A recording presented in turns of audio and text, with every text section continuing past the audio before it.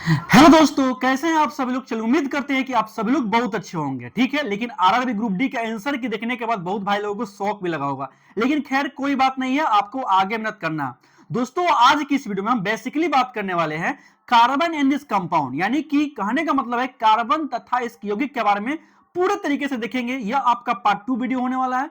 Part 1 video को हम लोग पूरे अच्छे तरीके से कवर कर लिए हैं। ठीक है, क्योंकि उसमें हम लोगों ने देखा था नोमेनक्लेचर, यानी कि ऑर्गेनिक कंपाउंड का नाम कैसे धरते हैं, कार्बन का प्रूफ क्या होता है, कार्बन का प्रॉपर्टी क्या क्या होता है, जितने इंपॉर्टेंट पॉइंट होता है, जितना इंपॉर्टेंट पहलू होता है, हम लोगों ने अच्छे तरीके से देख लिया था और एनसीईआरटी का पॉइंट बाय पॉइंट चप्पा चप्पा देख लिए थे। ठीक है मेरे भाई, एक बात मेरे भाई समझिए, यदि आपको सिलेक्शन लेना है तो आपको एनसीईआरटी को एकदम जबरदस्त तरीके से प्रिपरेशन करना पड़ेगा, क्योंकि रेलवे अब साइंस को काफी फंसा के दे रहा है। क्वेश्चन एनसीईआरटी दे रहा है लेकिन फंसा के दे रहा है, इसलिए आपको अच्छे ढंग से भाई मेहनत करना है। ठीक है मेरे भाई, अभी आप लोगों का क्लास नहीं चल पाया था क्योंकि मैं अभी घर आ गया हूं और अभी घर से आप लोगों को क्लास में ले रहा हूं। ठीक है मेरे भाई, चलते हैं इस वीडियो को शुरुआत करते हैं। ठीक है, चलिए मेरे भाई, सबसे पहले बात करते हैं कि यदि आप लोगों ने इसका पार्ट 1 नहीं देखा है कार्बन एंड इस कंपाउंड को, तो देख लीजिएगा, काफी लॉन्ग चैप्टर है, इसलिए मैंने इसका 2 पार्ट किया था। ठीक है, अब गौर करिएगा, यहां पे मैंने बात किया था क्या चैप्टर का नाम है, कार्बन एंड दिस कंपाउंड, आपका पार्ट 2 है। पहले हम चैप्टर को हाईलाइट करते हैं। ठीक है, चैप्टर का नाम है कार्बन तथा इसके यौगिक। ठीक है, बड़ी आराम से देखिएगा, बड़ी इंटरेस्टिंग अभी आपको टॉपिक बताने वाले हैं। ठीक है, और यहां से बहुत बढ़िया बढ़िया क्वेश्चन निकलता है, स्टेटमेंट वाला निकलता है, फैक्चुअल निकलता है, कंसेप्चुअल निकलता है, और यहां पे गलती आप लोग करते हैं। इतना मान चले कि आपका भाई पूरा कंसेप्ट को घोल के पिला देगा एनसीईआरटी को। ठीक है, चलिए यहां देखिए, क्योंकि हमें एनसीईआरटी पर फोकस करना है। चलिए यहां देखिए, हम लोगों ने इससे पहले बात किया था, पूरा का पूरा इंपॉर्टेंट पॉइंट देख लेते हैं। अब हमें देखना है रासायनिक गुण के बारे में। ठीक है, यानी कि ऑर्गेनिक कंपाउंड, ऑर्गेनिक कंपाउंड समझ रहा है ना, यानी कि कार्बनिक यौगिक, ओ से ऑर्गेनिक, सी से कंपाउंड, ऑर्गेनिक कंपाउंड के हमको देखना है रासायनिक गुण के बारे में। ठीक है, रासायनिक गुण के बारे में, रासायनिक गुण के बारे में देखना है। ठीक है, यहां तो बात समझ में आ गया। अब तो पकड़ लीजिएगा कि कौन संतृप्त है कौन असंतृप्त है, पकड़ सकते हैं ना। चलिए क्वेश्चन देते हैं आपको, आप बताइएगा मुझको। ठीक है, आपके पास क्वेश्चन है C3 और H6, बताइए संतृप्त है कि असंतृप्त है। ठीक है, तो आप बोलिएगा सर यहाँ पे CN है और H2N है, यानी कि जितना कार्बन है उसका डबल हाइड्रोजन है, यानी कि यह क्या आपका, यह बोलिएगा अल्कीन है। क्या यह हमारा अल्कीन है, और पता है कि अल्कीन में इन आ गया, इन मतलब कि यहाँ पे डबल बॉन्ड है, और डबल बॉन्ड मतलब कि क्या, ये असंतृप्त है। आपको तो ये पता है, तो आप पकड़ लीजिएगा कि असंतृप्त है। यदि मैं बोलूंगा कि CH4 ये क्या है, तो बोलिएगा CN H2N+2 है, यानी कि यह आपका मीथेन है, मीथेन बोलेंगे, मीथेन बोलेंगे, और मीथेन का मतलब क्या है, यह हमारा अल्केन है ना, अल्केन है। तो आप बोलिएगा सर ये हमारा संतृप्त है, और सबसे ज्यादा ईंधन के तौर पर मीथेन ही पाया जाता है, इतना आपको पता है। अब जानते हैं इसका रासायनिक यौगिक पढ़ने वाले हैं। अब इसको जलाएंगे, जो ऑर्गेनिक कंपाउंड है ना उसको जलाएंगे। क्या करेंगे, जलाएंगे। सबसे पहला प्रॉपर्टी है जो कि आपकी किताब में दिखाई देगा, यहाँ पे देखा ना, यहाँ पे दिखाई देगा, ये है आपका ऑर्गेनिक कंपाउंड। अब जितना नहीं आएगा ना, ये सब क्या आपका ऑर्गेनिक कंपाउंड का केमिकल प्रॉपर्टी है।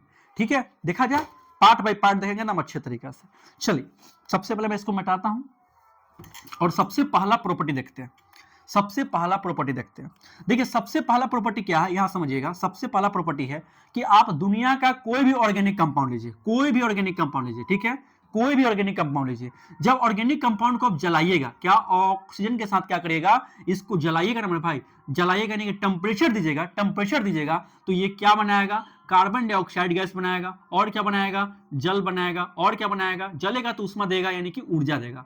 क्या, ऊर्जा यानी कि उष्मा, बात दोनों सेम ही है। यानी कि कोई भी ऑर्गेनिक कंपाउंड को, कोई भी कार्बनिक यौगिक को यदि आप जलाते हैं मेरे भाई, ऑक्सीजन मतलब जलने वाला, मैं शुरुआत में बताया था कि जलने वाला गैस होता है हाइड्रोजन और जलाने वाला गैस होता है ऑक्सीजन। बिना ऑक्सीजन की उपस्थिति में कोई पदार्थ नहीं जल सकता है। ठीक है, तो ध्यान दीजिएगा, ये ऑर्गेनिक कंपाउंड ये ऑक्सीजन की उपस्थिति में जलाएंगे तो क्या बनाएगा, कार्बन डाइऑक्साइड बनाएगा, जल बनाएगा और उष्मा बनाएगा। इस बात को ध्यान दीजिएगा, यही आपका मेन प्रोडक्ट बनेगा, यही हमारा क्या होगा, मेन उत्पाद बनेगा। बात समझ में कि नहीं है। पहले देखिए क्या यहां तक कोई दिक्कत है तो बताइए, क्या यहां तक कोई दिक्कत है तो बताइए। ठीक है, सबसे पहला प्रॉपर्टी देखेंगे, सबसे पहला प्रॉपर्टी।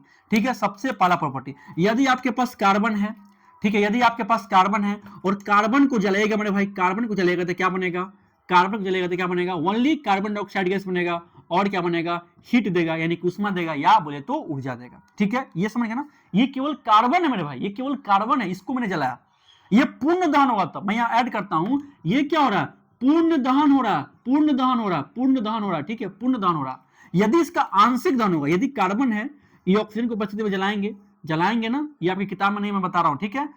यदि आप कार्बन को ऑक्सीजन को उपस्थिति में जलाएंगे तो बनता है कार्बन मोनोऑक्साइड और बनेगा हीट। लेकिन ये कब बनेगा? जब इसका आंशिक दहन होगा, मतलब कि पूरा नहीं जलेगा। घायल सिपाही है क्या? घायल सिपाही, आंशिक दहन होगा, पार्शियली जलेगा तब। समझते हैं ना? अब देखिए आप लोगों का ग्रुप डी का आंसर क्या है। बहुत भाई को इससे एक्साइटमेंट था कि भाई 80 अटेम्प्ट किए हैं, 85 अटेम्प्ट किए, लेकिन साइंस ने जोरदार झटका मार दिया। इसलिए बोल रहे हैं मेरे भाई, साइंस पूरा एनसीईआरटी टिप्स पर धरना पड़ेगा। साइंस एनसीईआरटी दे रहा है, लेकिन ये जो रेलवे है ना, टीसीएस है ना, ऑप्शन खुद से बना रहा है, ठीक है। ये देख रहा है कि आप पकड़िए कि विलियन में क्या अंतर है, विलियन है, निलंबन है, कोलाइड है, इस तीनों को आप किस दृष्टिकोण से देख रहे हैं, पूरा गोलीय दर्पण को आप किस दृष्टिकोण से देख रहे हैं, ऐसे क्वेश्चन पूछ रहा है, ठीक है। तो इस प्रकार से दिया है। आप जानते हैं कि फाइट आप ही लोगों में है, तो आपको इससे अलग निकलना है, ठीक है। जहां सब लोग गलती करेगा वहां आपको गलत नहीं करना है, इसलिए आपको जबरदस्त तरीके से मेहनत करना है, ठीक है। ये आपकी किताब में नहीं दिया है, मैंने बस बताया है कि जब कार्बन को ऑक्सीजन की उपस्थिति में जलाएंगे तो कार्बन मोनोऑक्साइड और हीट बनेगा, कब? जब आंशिक दहन करेगा तब। लेकिन आपको यही ध्यान रखना है, ये मैंने एक्स्ट्रा बताया, ठीक है। लेकिन इंपॉर्टेंट है, आपको बायोलॉजी में पढ़ना है वाला। इसको दम घोटू गैस कहते हैं, कार्बन मोनोऑक्साइड को ना दम घोटू गैस भी कहते हैं। चलिए एक और देखते हैं, इसके बाद ये आपका पहला एग्जांपल था, दूसरा देखते हैं। आपने लिया मीथेन, CH4 मीथेन लिया। अब मीथेन को आपने जलाया ऑक्सीजन की उपस्थिति में, जलाएंगे ना मेरे भाई, जलाएंगे तो क्या बनेगा? अब बनेगा कार्बन डाइऑक्साइड बनेगा, और बनेगा जल बनेगा, और बनेगा ऊर्जा यानी कि ऊष्मा निकलेगा, है ना। ऊष्मा से जलाएंगे तो ऊष्मा निकलबे करेगा। या आप किसी को लीजिए, मैंने लिया C2H5OH, मैंने इथेनॉल लिया, ये भी क्या? ये भी तो कार्बनिक यौगिक है। इसको मैं जलाऊंगा, तो क्या बनेगा? इसको जलाऊंगा तो क्या बनेगा? CO2 बनेगा, H2O बनेगा, और आपका फिर क्या निकलेगा? ऊष्मा निकलेगा। समझ गए ना? यानी कि दुनिया का कोई कंपाउंड ऑर्गेनिक कंपाउंड होना चाहिए, methane, ethane, propane, butane, benzene, कुछ भी हो, यदि आप इसको जलाएंगे तो अंत में कार्बन डाइऑक्साइड, जल और ऊष्मा निकलेगा। अब बाकी आपको देख के बैलेंस कर लेना। क्या यहां तक कोई दिक्कत है तो बताइए मेरे को, क्या यहां तक कोई समस्या है? चलो मैं आगे, बताइए, फटाक देंगे। चलो मैं आगे, अब मैं इसको मिटाता हूं, अब मैं इसको मेरे भाई मिटाता हूं, ठीक है। आया समझ में? पहला पॉइंट यही है कि कोई ऑर्गेनिक कंपाउंड को जलाएंगे तो कार्बन डाइऑक्साइड, जल और ऊष्मा निकलेगा, ये इसका पहला केमिकल प्रॉपर्टी है। चलिए मैं इसको मिटाता हूं। अभी मैं आपका क्लास घर से ले रहा हूं, ठीक है। अब देखिए मेरे भाई, अब देखिए, अब समझिएगा मेरी बातों को, अब थोड़ा पॉइंट ध्यान दीजिएगा। आप जानते हैं कि एक संतृप्त यौगिक होता है, ध्यान दीजिएगा। एक जानते हैं कि एक संतृप्त होता है ना, संतृप्त कंपाउंड होता है, संतृप्त कंपाउंड होता है, यानी कि संतृप्त यौगिक होता है, आपको पता है ये वाला बात, ठीक है, ये आपको पता है। एक पता है कि असंतृप्त यौगिक होता है, असंतृप्त यौगिक होता है, यह पता है। बड़ी प्यार से देखिएगा, मैं पूरा का पूरा पॉइंट क्लियर कर दूंगा, ठीक है। अब दोनों में आग लगाइए, दोनों में क्या करिए? आग लगा दीजिए। दोनों में क्या करिए आप? आग, मतलब तीर के चिन्ह, मतलब समझिए कि मैंने इसको क्या किया मेरे भाई? आग लगाया। क्या किया? आग लगाया। क्या किया? आग लगाया। ये तीर के चिन्ह मतलब समझिएगा कि मैंने इसमें माचिस मार दिया, यानी कि आग लगा दिया। तो बताइए दोनों जलेगा, चाहे वो मीथेन हो, चाहे वो इथेन हो, ये सब क्या संतृप्त है, चाहे इथेन हो, प्रोपेन हो, ब्यूटेन हो, एनीथिंग। यहां पे क्या हो, चाहे वो इथीन हो, मैंने बताया था, चाहे वो ब्यूटीन हो, चाहे वो बोले तो एसिटिलीन हो, कुछ भी हो, एथीन हो, एसिटिलीन हो, प्रोपाइन हो, ब्यूटाइन हो, पेंटाइन हो, हेक्साइन हो, कुछ भी हो, एनीथिंग एल्स, ये असंतृप्त है, ये संतृप्त है। इसलिए मैंने भाई बता रहे कि यदि नहीं देखे तो जाकर पार्ट 1 देख लीजिएगा, जिनको ये समझ में नहीं आ रहा तो, और जो पार्ट 1 देख चुके उनके लिए तो बहुत अच्छा बात है, ठीक है, मतलब ये बेस्ट ऑफ लक आपके लिए। चलिए यहां देखिए, तो मैं इसको जलाऊंगा मेरे भाई, मैं इसको जलाऊंगा। अब बताइए तो धुआं निकलेगा, तो कैसा धुआं निकलेगा? याद रखिएगा मेरे भाई, जब संतृप्त यौगिक हो, क्या संतृप्त यौगिक हो, जब इसको जलाएंगे तो आपका निकलेगा मेरे भाई स्वच्छ धुआं। कैसा निकलेगा? स्वच्छ धुआं निकलेगा। आपके एनसीईआरटी में एकदम क्लियर वर्ड में बताया गया, मैं आपको माइंड मैप के जरिए बता रहा हूं कि जैसे हम संतृप्त यौगिक को जलाएंगे तो स्वच्छ धुआं निकलेगा। लेकिन जब असंतृप्त यौगिक को जलाएंगे, क्या असंतृप्त यौगिक को जलाएंगे तो कैसा निकलेगा मेरे भाई? काला धुआं वाला, पीला ज्वाला, काला धुआं, ठीक है, काला धुआं वाला, काला धुआं के साथ काला धुआं वाला पीला ज्वाला होगा। कैसा ज्वाला होगा? पीला ज्वाला होगा। याद रखिएगा, कैसा होगा? स्वच्छ धुआं रहेगा। कब? जब संतृप्त यौगिक को जलाएंगे तब एकदम स्वच्छ रूप से जलेगा, एकदम स्वच्छ रूप से जलेगा। लेकिन असंतृप्त को जलाएगा तो काला धुआं वाला पीला ज्वाला निकलेगा। बात समझ में आया कि नहीं है? क्या आपको ये समझ में आया कि नहीं है? ठीक है, मैं आपको बहुत अच्छा बात बता रहा हूं, ध्यान दीजिएगा, गलत मत करिएगा, सिंपल टर्म बोलूं तो असंतृप्त में पीला ज्वाला बनेगा, असंतृप्त में स्वच्छ धुआं बनेगा। अब देखिए मेरे भाई, ये तो पहला पॉइंट हुआ। दूसरा पॉइंट क्या कहता है? दूसरा पॉइंट क्या कहता है? यदि संतृप्त यौगिक है, यदि संतृप्त यौगिक है, यदि संतृप्त यौगिक है, यदि संतृप्त यौगिक है, इसको हमने भरपूर ऑक्सीजन दिया, क्या? भरपूर ऑक्सीजन, भरपूर ऑक्सीजन दिया, भरपूर ऑक्सीजन दिया, और इसके बाद मैंने इसको क्या किया मेरे भाई? जला दिया, माचिस मार दिया। मीथेन है, पूरा दिए इसको, ऑक्सीजन पूरा दिए, भरपूर दिए, भरपेट ले ले ले ले ले लिए ना, जैसे दिए ना, तो ये क्या करेगा? जलेगा। क्या करेगा? जलेगा। और कैसा ज्वाला देगा मेरे भाई? खुश होकर देगा, नीला ज्वाला। कैसा देगा? नीला ज्वाला देगा। कैसा देगा? नीला ज्वाला देगा। याद रखिएगा मेरे भाई, इसी कारण से आप जिस गैस पर खाना बनाते हैं ना रूम पर, वो नीला देता है। क्यों? क्योंकि उसके बीच में छिद्र होता है, होता ना छिद्र, और वो छिद्र होता है तो उसमें ज्यादा प्रॉपर मात्रा में क्या जाता है? ऑक्सीजन जाता है, और उसके साथ चलता है। इसी कारण से क्या होता है? वो नीला ज्वाला देता है। ठीक है, किरासन तेल वाला कोई स्टोव हो गया या गैस का चूल्हा हो गया, याद रखिएगा। ठीक है, मैं लिख दे रहा हूं, यहां पे मैं लिख दे रहा हूं, गैस चूल्हा, क्या? गैस चूल्हा हो गया, या किरासन तेल वाला स्टोव आता है। ठीक है, स्टोव, किरासन तेल वाला स्टोव। ठीक है, स्टोव छोड़िए, यहाँ पे गैस चूल्हा ध्यान दीजिएगा। गैस चूल्हा हो गया या किरासन तेल वाला स्टोव हो गया, ये दोनों क्या करेगा? हमेशा नीला ज्वाला देगा। बात समझ में आएगी नहीं? यहां तक समझ गए? एक और पॉइंट आपको मेरे भाई ध्यान देना है, एक और पॉइंट ध्यान देना। क्या ध्यान देना है? कि यदि संतृप्त यौगिक हो, बढ़िया से नोट्स बना लीजिएगा। ठीक है, इसका मैं आपको माइंड में बता रहा हूं, सब एनसीईआरटी में बताया गया। यदि संतृप्त यौगिक हो, ठीक है, संतृप्त यौगिक हो, अब मैंने क्या किया? यहां पे ऑक्सीजन देवे नहीं किया, यानी कि अपर्याप्त मात्रा में ऑक्सीजन, प्रॉपर मात्रा में ऑक्सीजन देवे नहीं किया। ठीक है, यानी कि मतलब कि संतृप्त यौगिक है, ऑक्सीजन की अपर्याप्त मात्रा, अपर्याप्त मात्रा में, ये जो है मेरे भाई कैसा देगा? अपर्याप्त मात्रा में जलेगा ना, अपर्याप्त मात्रा में जलेगा, अपर्याप्त मात्रा में जलेगा तो कजली ज्वाला देगा। क्या? कजली ज्वाला देगा, कजली ज्वाला देगा। याद रखिएगा, कजली ज्वाला देगा। ये 4 पॉइंट से क्वेश्चन निकलेगा। पहला पॉइंट, दूसरा पॉइंट, तीसरा पॉइंट, चौथा पॉइंट। आपसे ये क्वेश्चन पूछ सकता है, ये पूछ सकता है, ये पूछ सकता है, ये पूछ सकता है। दिमाग में डाल लीजिएगा जन्म घुट्टी की तरह। ठीक है, ताकि आपको एग्जाम में आना तो आप कंफ्यूजन नहीं हो। नहीं तो जाइएगा वहां पे पूरे तरीके से कंफ्यूजन आइएगा, गलत मान के चलाइएगा। ये काम भूल के भी नहीं करना आपको, गांठ बांध लीजिए। जो आपने ग्रुप डी में गलती किया है, आपको टेक्नीशियन में गलती नहीं करना है, क्योंकि वहां फाइट आप लोगों के बीच होने वाला है, अब बहुत शानदार तरीके से होने वाला है। ठीक है, तो इस बात को गांठ बांध लीजिए, ऐसा आपको काम करना है। क्या मैं चलूं आगे? एक बार बढ़िया से देखिएगा, क्या मैं चलूं आगे? ठीक है, अब ध्यान दीजिएगा, यहां पे मैं इसको मिटाता हूं। ठीक है मेरे भाई, चलिए, उम्मीद करते हैं कि आपको ये पूरा पॉइंट क्लियर हो रहा होगा। ठीक है, ये सबसे क्वेश्चन फंसता है, जैसे मैं बता रहा हूं बस वैसे नोट्स बना लीजिएगा, आप गलती नहीं करेंगे। मात्र 5 मिनट में यदि नोट्स बनाते हैं तो रिवीजन कर सकते हैं 5 मिनट में। चलिए दूसरा पॉइंट देखते हैं, इसी में एक और पॉइंट ऐड करिएगा, आप देखते होइएगा।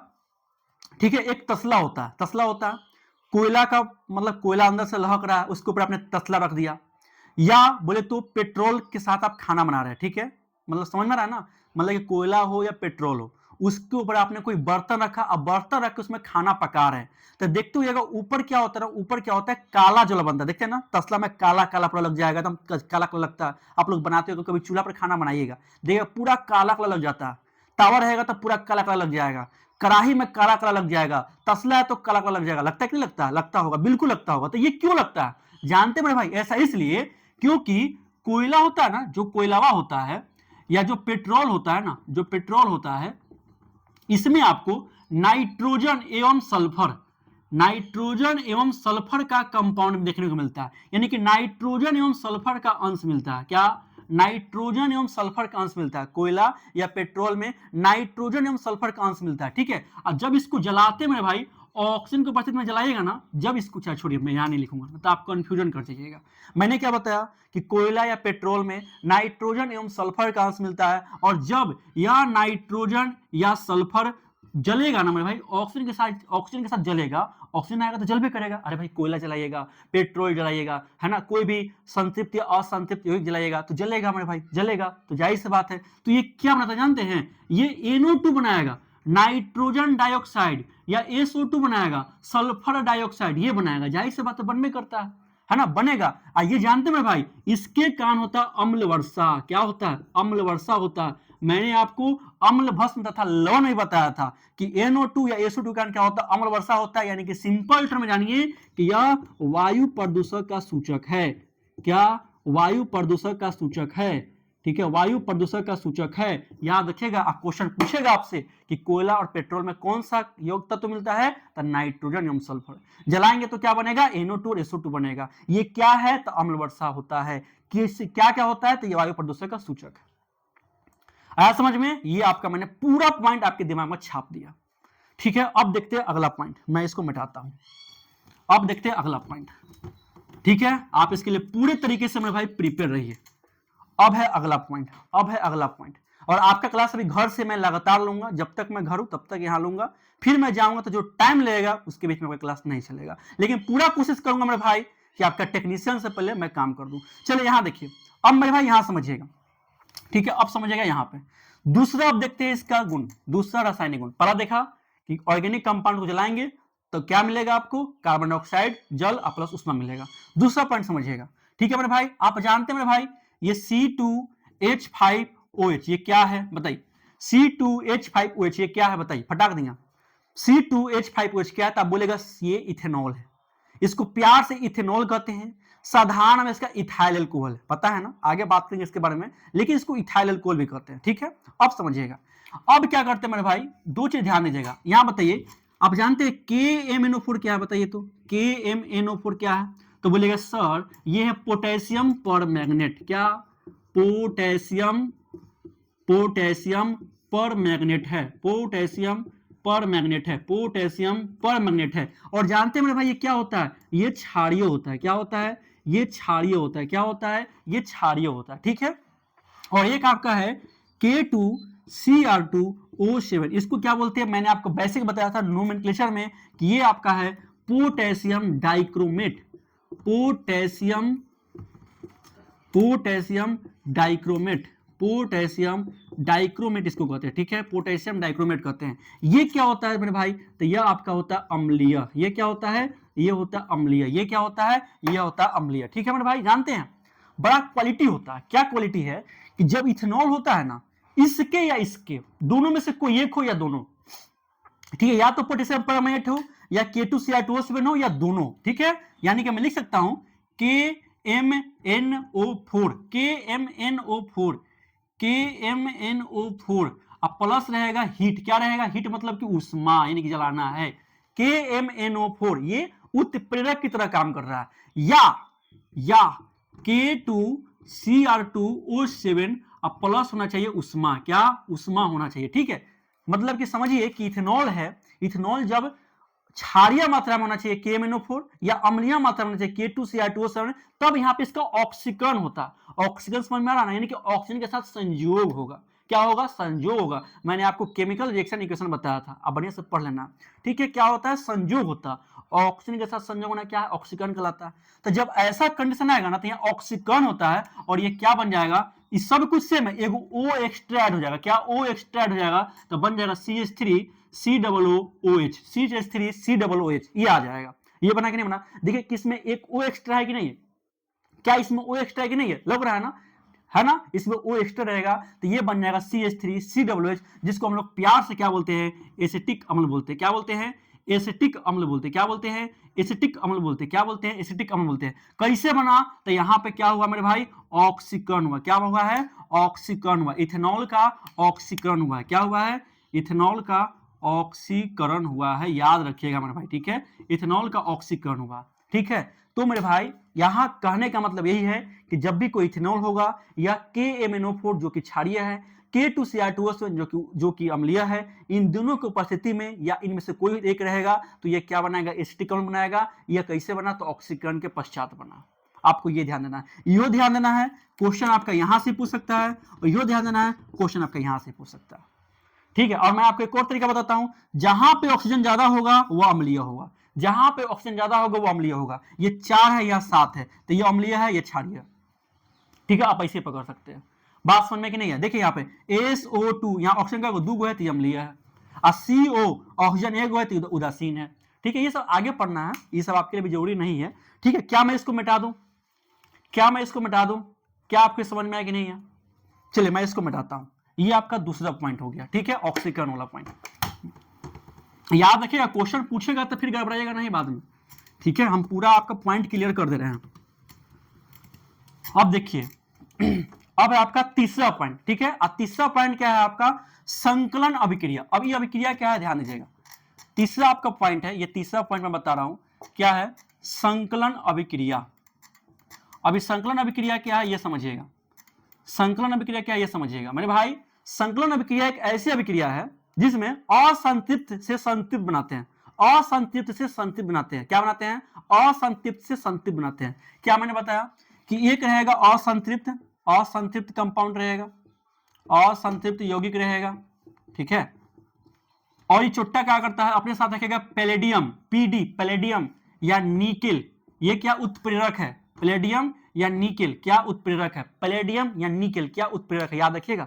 संकलन अभिक्रिया में पैलेडियम और निकेल चाहिए ही चाहिए, पूछ सकता है आपसे, दिमाग में डालिएगा, पैलेडियम और निकेल, पैलेडियम और निकेल, पैलेडियम और निकेल, ठीक है। तो ये क्या बनाता है, ये बनाता है संतृप्त यौगिक। क्या बनाता है, संतृप्त यौगिक। क्या बनाता है, संतृप्त यौगिक बनाता है, ठीक है। इसको बैलेंस करने के लिए आपको लेना हाइड्रोजन। क्या लेना है, हाइड्रोजन। क्या आपने समझा कि जब असंतृप्त यौगिक पैलेडियम या निकेल की उपस्थिति में, ठीक है, क्या करता है, यह संतृप्त यौगिक का निर्माण करता है। क्या करता है, संतृप्त यौगिक का निर्माण करता है। जैसे एग्जांपल लीजिए, जैसे एग्जांपल लीजिए, जैसे एग्जांपल लीजिए, बहुत ध्यान से देखिएगा। जैसे एग्जांपल लीजिए, मैं बताया भाई सी रहेगा, यहां पे रहेगा डबल बॉन्ड रहेगा, यहां सी रहेगा, यहां आपका H रहेगा, यहां आपका H रहेगा, यहां आपका H रहेगा और यहां आपका H रहेगा। ये किसका स्ट्रक्चर है, तो बोलेगा सर यहाँ C2 है, H4 है, ये इथीन है। मैंने इसका रिएक्शन करवाया, किसके साथ करवाया मेरे भाई, तो यहां मेरा डाला पैलेडियम और डाला था निकेल। ये क्या उत्प्रेरक है, ध्यान दीजिएगा। उत्प्रेरक वह सब्सटेंस होता है जो किसी रासायनिक अभिक्रिया में भाग नहीं लेता, फिर भी अभिक्रिया करने में मदद करता, ठीक है। मैंने क्या बोला, उत्प्रेरक वह सब्सटेंस होता है जो किसी भी रासायनिक अभिक्रिया में भाग नहीं लेता है, फिर भी यह रिएक्शन को करवाता है, यानी कि उसमें मदद करता है। जैसे कि आप लोग ग्रुप में होता होगा जो आग में घी डालने का काम करता है, लड़वाने का काम करता है, चुंगली करने का काम करता है। लोग नहीं लग रहा है, सीरियस मत लीजिएगा, मैं केवल समझा रहा हूं, ठीक है। देखते हुएगा होता है, कोई ना कोई आपके ग्रुप में होगा जो भी काम करेगा, ठीक है। तो पैलेडियम या निकेल हो गया, इसके साथ रहेगा हाइड्रोजन। तो क्या करेगा मेरे भाई, यहाँ 2 गुना हाइड्रोजन है, यहाँ 2 गुना हाइड्रोजन है, देखिए 2 गुना है, तो एक चलेगा ऊपर, एक चलेगा नीचे, एक जाएगा ऊपर, एक जाएगा नीचे, इससे बॉन्ड टूट जाएगा। तो क्या बनेगा, सी बनेगा। यहाँ पे जो आपका H हो जाएगा, यहाँ पे जो आपका H हो जाएगा, यहाँ हो जाएगा सिंगल बॉन्ड, यहाँ होगा C, यहाँ होगा H, यहाँ होगा H, और जो बॉन्ड टूटा है इसके लिए यहाँ पे लगेगा H और यहाँ पे लगेगा H। तो ये क्या बना, ये बना C2H4 था, और क्या बन गया मेरे भाई, C2H6 बना। बना कि नहीं बना, बताइए। क्या ये अल्कीन, अल्कीन से अल्कीन बना कि नहीं बना, क्या ये अल्कीन से अल्कीन बना कि नहीं बना, बताइए। क्या ये अल्कीन से अल्कीन बना, यहां था संतृप्त, यहां था असंतृप्त, यह बन गया संतृप्त, ये था असंतृप्त, यह बन गया संतृप्त। क्या नहीं बना सकते हैं, बोलिए। कहीं भी आपको रिएक्शन दे दे, याद रखिएगा मेरे भाई, कहीं भी, जैसे गौर करिए, एग्जाम में पूछ सकता है, मैं आपको बताता हूं। जैसे आपको दे दिया C3 दे दिया और H बोले तो H आपका 6 दे दिया ना। अब बोला भाई कि ये पैलेडियम हो गया, निकेल हो गया, यहाँ डाल दिया हाइड्रोजन गैस, तो क्या बनेगा, 4 ऑप्शन दे सकता है, तो मारिएगा टिक। चूंकि 2 ऐड यहाँ हो जाएगा तो क्या होगा, C3 और H होगा, प्रोपिन बन जाएगा। ये प्रोपिन था, ये प्रोपिन हो जाएगा, नॉर्मल सा बात है। क्या कोई दिक्कत आया हुजूर समझ में, अरे बोलिए महाराज, शर्माते क्या है, क्या यहां तो कोई दिक्कत है, आपको होना भी नहीं चाहिए। अब समझिएगा मेरे भाई, अब समझिएगा, यहां पर थोड़ा ध्यान दीजिएगा। अब जानते हैं मेरे भाई, आप डेली पकवान बनाते होइएगा, लिट्टी चोखा, है ना, पकवान, अलग अलग प्रकार की सब्जियां बनाते होइएगा, तो उसमें तेल यूज करते हैं ना। अधिकांश तौर पर लोग सरसों का तेल यूज करता है, पूरे बिहार का जान है सरसों का तेल, सब कोई खाता है ना। या सोयाबीन का तेल आता है, जैसे रिफाइन आता है कि नहीं आता। तो कॉमन करिएगा, ये सरसों का तेल, रिफाइन का तेल, सोयाबीन का तेल, है ना, सूरजमुखी का तेल, सबका तेल आता है। ये तेल किसका बना होता है, पेड़ पौधा से निकलता है। क्या पेड़ पौधा से निकलता कि नहीं निकलता, निकल भी करता है। क्या आदमी से तेल नहीं निकलता, निकलता है। आप देखते हो जो मटन बनता है ना, देखिए मटन जो बड़का रहता है ना, बड़का बकरा रहता है, उस बकरा को जब काटता है ना मेरे भाई, तो क्या निकलता है, उसमें तेल निकलता। खाते का मटन जो व्यक्ति बहुत चाव से खाते हो, देखते हो उसके ऊपर तेल तैरता रहता है। तो उस तेल का यूज क्या नहीं करते हैं, बताइए। वो तेल के तो यूज कर सकते थे ना, वो तो जानवर से बना है, वो तो और प्रोटीन का सोर्स है। लेकिन जानते मेरे भाई, यदि वो तेल ज्यादा खाइएगा ना तो आपका पेट खराब हो जाएगा। हमेशा दौड़ना आप शुरू कर दीजिएगा। होता है कि नहीं होता, होता है ना। आज समझ में क्या बता रहा हूं, तो मेरे भाई ध्यान दीजिएगा, मैं आपको यहाँ पॉइंट बता रहा हूँ, समझिएगा क्यों नहीं खाते हैं जानवर का तेल, समझिए। मैं यहाँ बताता हूँ, ठीक है, मैं यहाँ बताता हूँ, गौर करिएगा। ये आपका तीसरा पॉइंट था। पॉइंट ये मेरे भाई जानते हैं, हमारे स्वास्थ्य के लिए, ठीक है, हमारे स्वास्थ्य के लिए असंतृप्त यौगिक का तेल चाहिए, यानी कि असंतृप्त तेल चाहिए, ठीक है, असंतृप्त यौगिक तेल चाहिए। सीधी भाषा में समझिए कि हमारे स्वास्थ्य के लिए असंतृप्त तेल चाहिए, संतृप्त नहीं चाहिए, ठीक है। तो आपको आंसर मिल गया होगा यहाँ पे, जानते हैं मेरे भाई, जो जंतु होगा ना, इससे मिलता है संतृप्त वसा वाला तेल, यानी कि संतृप्त यौगिक, या छोड़िए संतृप्त तेल डायरेक्ट समझ जाइएगा, संतृप्त यौगिक वाला तेल समझ जाइएगा। जो जंतु होता है ना, इससे संतृप्त तेल मिलता है, ठीक है। और जो पादप होता है, यानी कि पेड़ पौधा होता है, उसमें असंतृप्त तेल मिलता है। क्या मिलता है? असंतृप्त तेल मिलता है, असंतृप्त तेल मिलता है, असंतृप्त तेल मिलता है। आया समझ में? इसीलिए हम लोग पादप का तेल खाते हैं, न कि जानवर का तेल खाते हैं। लग रहा है आपको? क्यों? क्योंकि यह हमारा असंतृप्त तेल है, यह किससे बना है, यह हमारे स्वास्थ्य के लिए ज्यादा लाभदायक है, इसलिए लोग पादप का खाते हैं। क्या आपको यहां पर समझ में आया? क्या कोई दिक्कत है? ये दोनों पॉइंट दिमाग में डाल लीजिएगा। क्या मैं आगे चलूं मेरे भाई? बताइए जल्दी से ना, क्या मैं आगे चलूं? चलिए मैं आगे चलता हूं। अब हमें अगला पॉइंट देखना है। ये पूरा का पूरा पॉइंट आपका कवर हो चुका, ठीक है, समझ में आ गया? चलिए बढ़िया बात है। ये तीसरा पॉइंट देखा था, अब हमें देखना है चौथा पॉइंट। अब हमें देखना है चौथा पॉइंट। अब हमें देखना है चौथा पॉइंट। क्या? चौथा पॉइंट। और चौथा पॉइंट है आपका प्रतिविस्थापन अभिक्रिया, ठीक है, प्रतिविस्थापन अभिक्रिया। गौर से समझिएगा, इस रिएक्शन को ध्यान समझिएगा।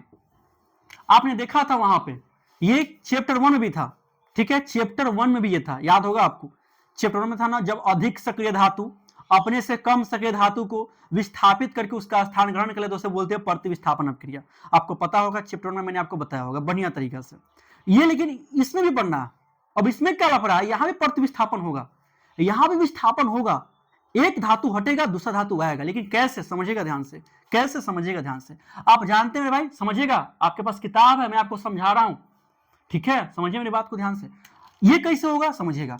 कोई भी संतृप्त यौगिक लीजिए, मैंने मीथेन लिया, कोई भी संतृप्त यौगिक है, मीथेन लिया, ये क्या मीथेन लिया, इसको मैंने क्लोरीन गैस के साथ एक क्रिया करेगा। अभी अक्रिय है, अभी काम नहीं कर रहा, अभी कोई काम नहीं करेगा, लेकिन जैसे से पड़ेगा सनलाइट, क्या पड़ेगा? सनलाइट, मतलब कि सूर्य का प्रकाश पड़ेगा। मैं क्या बताऊं समझिएगा, जब भी कोई संतृप्त यौगिक जो होता है ना, नॉर्मली कंपाउंड के साथ अक्रिय होता है, लेकिन जब कोई संतृप्त यौगिक है क्लोरीन के साथ संपर्क करेगा, ये अक्रिय है, लेकिन जैसे सूर्य का प्रकाश पड़ेगा ये क्रिया करना शुरू करेगा। और क्रिया कैसे करेगा जानते हैं मेरे भाई? यहां से एगो एच निकलेगा और यहां से एगो सीएल निकलेगा, यहां से एगो एच निकलेगा, एगो यहां से सीएल निकलेगा, तो बन जाएगा HCl, बना सीएल, और इस सीएल आके यहां बैठ जाएगा, इस सीएल आके यहां बैठ जाएगा, तो क्या विस्थापन हुआ कि नहीं हुआ?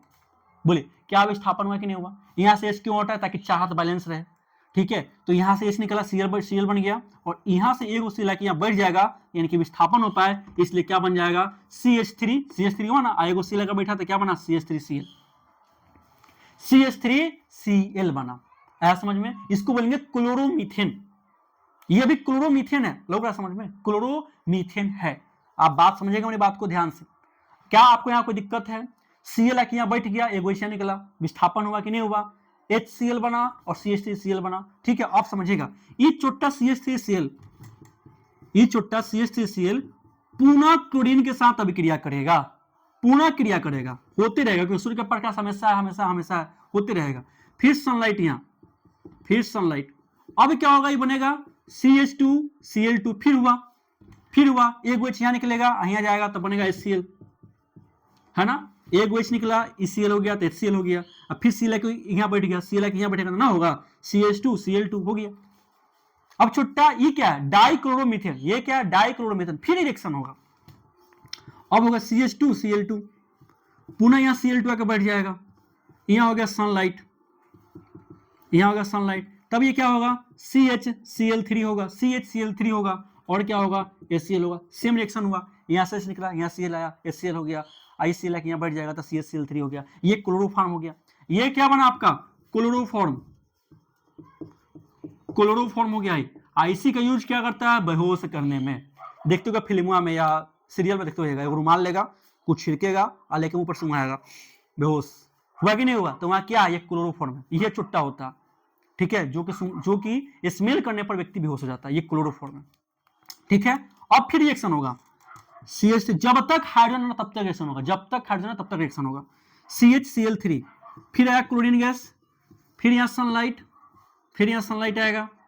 अब रिएक्शन होगा तो क्या बनेगा, फिर यहाँ से गायब होगा तो बनेगा CCl4 और प्लस बनेगा HCl, क्या बनेगा, HCl। क्या इसके पास अब कोई हाइड्रोजन है, तो बोलेगा नहीं, इसलिए अब रिएक्शन क्या होगा, यहाँ पे स्टॉप हो जाएगा। क्या होगा, स्टॉप हो जाएगा। फाइनली क्या बना, कार्बन टेट्राक्लोराइड, क्या बना, कार्बन टेट्राक्लोराइड, क्या बना, कार्बन टेट्राक्लोराइड। इस प्रकार से विस्थापन हुआ। अब विस्थापन के परिणाम स्वरूप यहाँ देखिए था हाइड्रोजन गायब हुआ कि नहीं हुआ, बताइए। हाइड्रोजन गायब हुआ ना, क्लोरीन का बैठा कि नहीं बैठा, हाइड्रोजन गायब हुआ, क्लोरीन का बैठा, इसलिए बोला गया प्रतिविस्थापन अभिक्रिया, ठीक है। ये आपके ये किताब नहीं दिया गया, मैंने इसको थोड़ा डिटेल्स बता दिया है, ठीक है। ये कितने चरणों में होता है तो पूछेगा आपसे कि जब मीथेन जो होता है ना क्लोरीन के साथ अभिक्रिया करता है तो ये कितने चरणों के बाद कार्बन टेट्राक्लोराइड बनाता है, भले किताब में नहीं दिया लेकिन पूछ सकता है। तो 4 चरण, देखिए 1 चरण, 2 चरण, 3 चरण और ये आपका हो गया चौथा चरण। क्या आपको समझ में आया कि नहीं है, बोले प्रतिविस्थापन अभिक्रिया समझ में आया कि नहीं है, एक बार गौर से देखिए बढ़िया से। चलते हैं भाई आगे की तरफ। ये हमने देखा था चौथा पॉइंट, ठीक है। अब हमें आगे चलना है, अब हमें देखना है अगला पॉइंट, ठीक है। संकलन अभिक्रिया देख लिए, प्रतिविस्थापन अभिक्रिया देख लिए, है ना, ऑक्सीकरण देख लिए और जलाने वाला देख लिए, 4 को देख लिए। अब हमें देखना है आगे, ठीक है, अगला पॉइंट। अब अगला पॉइंट क्या करता है, ध्यान दीजिएगा। अगला पॉइंट क्या कहता है, ध्यान दीजिएगा। अगला पॉइंट आपका स्पेशल टॉपिक पढ़ना है जिसको बोलते हैं एथेनॉल। क्या बोलते हैं, एथेनॉल। ये आपका अगला पॉइंट है जिसको बोलेंगे एथेनॉल। फार्मूला क्या होता है तो बोलेगा C2H5OH, ये फार्मूला होता है। अब तो एथेनॉल के बारे में जानिएगा क्या होता है एथेनॉल, अभी किताब में दिया गया, समझना पड़ेगा। इसका 2-3 गो रिएक्शन है, ये ध्यान देना पड़ेगा। समझिए मेरी बातों को। देखिए मेरे भाई, आप जानते हैं एथेनॉल के बारे में, इसे शराब कहते हैं। क्या आप सिंपल टर्म में समझिएगा, शराब पीते हैं ना, शराब, विस्की आता है, रम आता है, बियर आता है, सैनिटाइजर देखते होगा, सैनिटाइजर हर एक चीज में, ठीक है, हर एक सोल्यूशन होता है, सोल्यूशन होता है, लोग सोल्यूशन को पी जा रहा। बिहार में तो शराब बंद है तो लोगों ने सोल्यूशन का भी जान नहीं छोड़ा। सोल्यूशन एक ऐसा पदार्थ होता है, जब कोई देखेगा, जब साइकिल होता है, साइकिल जब पंक्चर हो जाता है, साइकिल या मोटरसाइकिल पंक्चर हो जाता है तो उस पंक्चर को ठीक करने के लिए सोल्यूशन का यूज करते हैं, उसे साटा जाता है, चिप्पी साटा जाता है और लोग उसको पीना शुरू कर दिया, सोल्यूशन, स्माइकर, ठीक है। ये सब बता रहे हैं आपको क्योंकि हमारे यहाँ पे चलता है तो मुझे पता है, ठीक है। तो आप नॉर्मल समझिएगा, जो आप शराब पीते हैं वो एल्कोहल है, वो क्या एल्कोहल है। फॉर्मूला क्या होता है, C2H5OH आता है। इसका साधारण नाम क्या है तो इथाइल एल्कोहल, क्या, इथाइल एल्कोहल इसका साधारण नाम है, याद रखिएगा, इथाइल एल्कोहल इसका साधारण नाम है, ठीक है मेरे भाई। अब समझिएगा मेरी बातों को, इथाइल एल्कोहल इसका साधारण नाम होता है। इसका दौनांक कितना होता है तो किताब में दिया गया, याद रखिएगा। इसका दौनांक होता है 156 केल्विन होता है, ठीक है। और क्वथनांक होता है, क्वथनांक होता है कितना होता है तो क्वथनांक आपका होता है 351 केल्विन होता है, 351 केल्विन के लगभग होता है दौनांक एवं क्वथनांक, ठीक है। ये समझ में आ रहा है मेरे भाई। एल्कोहल जो होता है ना, एल्कोहल ये द्रव की अवस्था में पाया जाता है, क्या, द्रव की अवस्था में पाया जाता है, द्रव की अवस्था में पाया जाता है, याद रखिएगा, द्रव की अवस्था में पाया जाता है, ठीक है। एल्कोहल का थोड़ा भी अंश पिएंगे ना, एल्कोहल का थोड़ा भी अंश यदि पीते हैं, एल्कोहल का थोड़ा भी अंश यदि आप पीते हैं तो क्या होगा, ठीक है, आपकी उपापचयी प्रक्रिया धीमी हो जाएगा। उपापचयी प्रक्रिया क्या हो जाएगा, सब याद रखिएगा, सब किताब का। उपापचयी प्रक्रिया क्या हो जाएगा, स्लो हो जाएगा, ठीक है। आपको क्या लगेगा, नींद आने लगेगा, ठीक है। आपका दिमाग स्थिति खराब हो जाएगा, दिमाग काम नहीं करेगा, दिमाग काम नहीं करेगा, दिमाग काम नहीं करेगा, ठीक है, दिमाग काम नहीं करेगा। आपका शरीर बैलेंस नहीं रहेगा, आपका शरीर, क्योंकि सेरिबेलम को भी प्रभावित करता है, ठीक है। आपका शरीर बैलेंस नहीं रहेगा, शारीरिक असंतुलन हो जाएगा, ठीक है। शारीरिक असंतुलन पैदा होगा, ठीक है। क्यों, क्योंकि यह जो होता है ना, क्योंकि ये जो शराब होता है ना, जो एल्कोहल होता है ना, यह हमारे केंद्रीय तंत्रिका तंत्र, ठीक है, किसको प्रभावित करता है?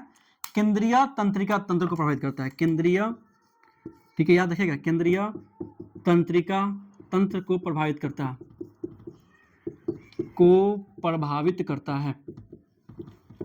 प्रभावित करता है, याद रखिएगा, प्रभावित करता है, ठीक है, या इंपॉर्टेंट है, ध्यान रखिएगा, केंद्रीय तंत्रिका तंत्र को प्रभावित करता है। कौन? शराब पीते हैं तो। जानते हैं भाई, शराब भी कितने लोग अपने गम को मिटाने के लिए पीते हैं। आज क्यों कोटा का लड़का अधिकांश तौर पर ड्रग्स का सेवन करता है? क्यों करता है? ठीक है, क्योंकि देखिए, कोई परिवार होता है ना, कोई माता पिता जो होता है ना, वो अपने बेटा से उम्मीद ज्यादा लगा लेता है, ठीक है, उसको पढ़ाएगा, जबरदस्ती बोलेगा तो इंजीनियर बनना है, जबरदस्ती बोलेगा तो मेडिकल निकालना है, जबरदस्ती बोलेगा कि तेरे को आईएएस निकालना है, आईपीएस निकालना, जबरदस्ती उस पर थोपता है, जबरदस्ती बोलेगा तो गवर्नमेंट जॉब लेना। ये नहीं करना चाहिए। आप उस पर पैसा इन्वेस्ट लगा रहे हैं, उसको भेज रहे हैं कोटा, 4 लाख 5 लाख लगा रहे हैं, कहीं से कर्जा ले लेके लगा रहे हैं, ठीक है, और जब उसका मन ही नहीं लग रहा, उसका मन नहीं लग रहा है कि नहीं है, अब क्या होगा? वो सही से पढ़ नहीं पाएगा, उसका रिजल्ट नहीं आएगा। अब पापा पूछेंगे, बेटा क्या हुआ? हमने इतना कर्जा लेकर के तुमको पढ़ाया, तुम नहीं पढ़ोगे तो मेरा क्या होगा? मुझे घर बेचना पड़ेगा, मुझे जमीन बेचना पड़ेगा उस कर्जे को चुकाने के लिए। वह बेटा प्रेशर में आकर के ड्रग्स का सेवन लेता है, ड्रग्स लेगा ताकि तनाव खत्म करे, रात को मुझे नींद आए। आए दिन कोटा में सुसाइड होते रहता। आजकल की युवा सुसाइड क्यों कर रहा है? इसी कारण से, क्योंकि तनाव को झेल नहीं पा रहा। देखिए, सुशांत सिंह राजपूत ने भी डिप्रेशन में आकर सुसाइड कर लिया, तो हम कौन गली का चार है? हम लोगों के पास प्रेशर आएगा तो हमको भी वो चीज झेलना है। लेकिन इंपॉर्टेंट ये है कि हमें सही डायरेक्शन में अकेले रहिए। जब भी आपको कोई चीज का शिकार हो, डिप्रेशन आ जाए, बहुत ज्यादा तनाव आ जाए, अकेले रहिए, सबका मोबाइल स्विच ऑफ करिए और अकेले रहिए और सही तरीके से खुद पर काम करिए। यही मेरा सोच है, इसी पर हम काम करते हैं। मेरे लाइफ में बहुत सा स्ट्रगल आया जो मैं अभी बता नहीं सकता आपको, ठीक है, लेकिन मैं फिर भी आज इस लेवल पर स्टैंड हूं, ठीक है। चलिए कोई बात नहीं है, लेकिन एल्कोहल का लोग सेवन करते हैं, कोई बीवी से परेशान है, कोई बच्चा से परेशान है, कोई अपने आप में परेशान है, उसको खत्म करने के लिए, टेंशन को खत्म करने के लिए लोग शराब पीता। अब कोई तो आदत बना लेता है, शौक से पीता, एकदम पी के आएगा घर, मारपीट करेगा, लड़ाई झगड़ा करेगा, है कि नहीं है? होबे करता। तो ये सब चीज होता, गम को भुलाने के लिए लोग शराब पीते। कहा गया ना, एक दिन पीता ना लोग तो खुशी मनाता, ठीक है, रोज रोज पीता है तो आदत बन जाता है, और आदत किसी भी चीज का बेकार होता है, वही हाल है। तो ये होता है मेरे भाई एल्कोहल, ठीक है। एल्कोहल का थोड़ी सी मात्रा, यानी कि तनु एल्कोहल जैसे कहते हैं, एल्कोहल का थोड़ा सा मात्रा यदि पिएंगे ना तो मेरे भाई आपको पूरा प्रक्रिया शुरू हो जाएगा। आप बियर थोड़ा पीजिए ना मेरे भाई, यही काम होगा, सब चीज आपका शुरू हो जाएगा, है कि नहीं है? ये आपको कह रहा है। और तो मेरे भाई याद रखिएगा, यह एक अच्छा विलायक है। क्या? एल्कोहल जो है ना, एक अच्छा विलायक के तौर पर काम करता है। यह एक अच्छा विलायक के तौर पर काम करता है। विलायक मतलब समझ ना, जो किसी चीज को घुला ले, जो किसी चीज को घुला ले उसे विलायक बोलते हैं। जैसे कॉफ सिरप हो गया, कॉफ सिरप मैंने बताया ना अभी कि लोग कॉफ सिरप, एक आता था कोरेक्स नाम की दवा आता था, उसमें भी एल्कोहल आता था। खांसी का रामबाण दवाई था कोरेक्स, ठीक है। लोगों ने क्या किया, जब बिहार में शराब बंद हुआ ना तो लोग कोरेक्सवा किन के पीने लगा, तो इसलिए यहाँ गवर्नमेंट ने कोरेक्स को बैन कर दिया। न रहेगा बांस न बजेगी बांसुरी। समझ रहे? यहाँ के लोग कैसे कैसे आदी होते हैं इसके लिए। कॉफ सिरप हो गया, कोई टॉनिक हो गया, एल्कोहल मिलबे करेगा, ठीक है, टॉनिक हो गया। या बोलने का मतलब होता है टिंचर आयोडीन। क्या? टिंचर आयोडीन, ठीक है, टिंचर आयोडीन। टिंचर आयोडीन मेरे भाई दो चीज का मिश्रण होता है, एक होता है एल्कोहल और एक होता है आयोडीन, याद रखिएगा, एल्कोहल और आयोडीन होता है। आयोडीन इसमें विलय होता है और एल्कोहल क्या होता है? विलायक होता है। एल्कोहल क्या होता है? विलायक होता है, जो क्लास 9 को पढ़ना, ठीक है। क्या आपको यहाँ तो कोई दिक्कत है तो बताइए, एक बार बढ़िया से देखिएगा, इसके बाद आगे चलते हैं, ठीक है मेरे भाई। चलिए मिटा दो मैं इसको। और मेरे भाई एक ध्यान दीजिएगा, यहाँ पे 357 होगा, 357 किलो होता है, ठीक है, मिटा दूं? चलिए ठीक है, मैं इसको मिटाता हूं। ये है आपका एथेनॉल, ये सब प्रॉपर्टी ध्यान दीजिएगा। आप किताब में लंबा लंबा स्टेटमेंट है, एक बार उसको पढ़ लीजिएगा, ठीक है। मेरे को जितना याद आ रहा है मैं बता दे रहा हूं, फिर मैं कोशिश करूंगा मैं पूरा पॉइंट बता दूं। चलिए यहाँ देखिए, अब मेरे भाई ध्यान दीजिएगा, यहाँ समझिएगा, ठीक है। इथेनॉल तो समझ में आ गया, इसको शराब कहते हैं, ठीक है। और यदि इथेनॉल में थोड़ा सा भी अशुद्धि मिल जाए, मेरी बात को समझिएगा, यदि इथेनॉल में थोड़ा सा भी अशुद्धि मिल जाए, थोड़ा सा भी उसमें कुछ बुरा पदार्थ मिल जाए, ठीक है, जब इथेनॉल में अशुद्धि मिलता है, जब इथेनॉल, ठीक है, इथेनॉल है, इथेनॉल में अशुद्धि मिल जाए, अशुद्धि समझ में आ रहा है ना, कोई चीज मिल जाए उसमें, इथेनॉल में अशुद्धि मिल जाए तो इसे तो इसे परिशुद्ध एल्कोहल कहते हैं। क्या कहते हैं? परिशुद्ध, आपकी किताब में बोला गया है परिशुद्ध एल्कोहल। इसे क्या कहते हैं? परिशुद्ध एल्कोहल कहते हैं, परिशुद्ध एल्कोहल कहते हैं, परिशुद्ध एल्कोहल कहते हैं। ठीक है, यह बड़ा घातक होता है, परिशुद्ध एल्कोहल कहते हैं, यह बहुत घातक होता है, यह आपकी जान तक ले सकता है, बहुत घातक होता है, यह आपकी जान तक ले सकता है। यानी कि एथेनॉल में थोड़ा सा भी अशुद्धि मिलेगा तो आपका जान तक ले सकता है, समझिएगा, इतना एथेनॉल खतरनाक होता है। इसलिए देखिएगा बिहार में कितना लोगों की मृत्यु हो गई है, कहा गया जहरीला शराब पी लिया। तो जहरीला शराब क्या है? एथेनॉल में अशुद्धि मिल गया। ठीक है, अब जहरीला शराब से मैं एक और पॉइंट बताता हूं। ठीक है, एथेनॉल होता है ना, एक भाई जिसका नाम है मिथेनॉल, इसी का एक भाई है जिसका नाम क्या है? मिथेनॉल, समझिएगा, इसी का एक भाई जिसका नाम है मिथेनॉल। मिथेनॉल का फॉर्मूला होता है CH3OH, CH3OH। इसको प्यार से मिथाइल एल्कोहल भी कहते हैं। क्या कहते हैं?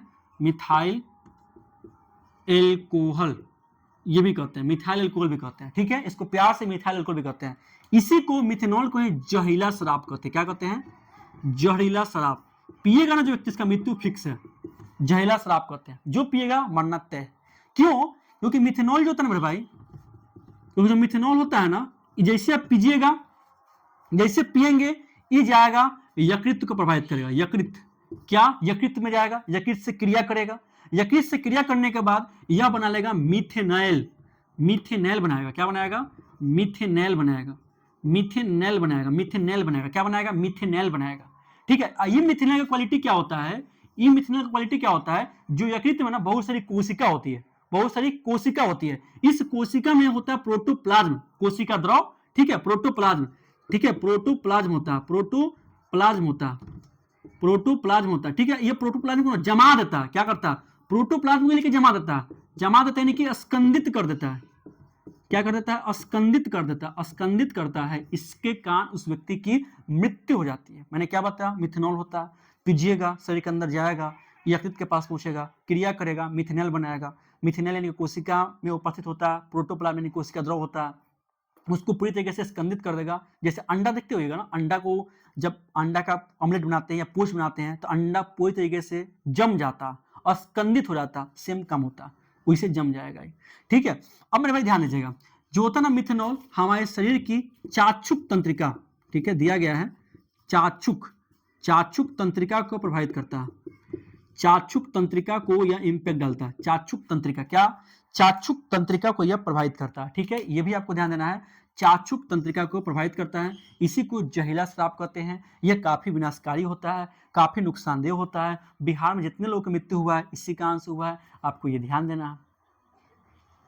क्या यहां तो कोई दिक्कत है? ठीक है मेरे बड़े भाई, इसीलिए चूंकि एल्कोहल, ये जो एल्कोहल है ना, ये एक अच्छा विलायक है, किसी भी चीज को अपने अंदर घुला सकता है, किसी भी चीज को अपने अंदर घुला सकता है, किसी भी चीज को। इसलिए इसका इंडस्ट्रियल तौर पर बहुत ज्यादा यूज होता है।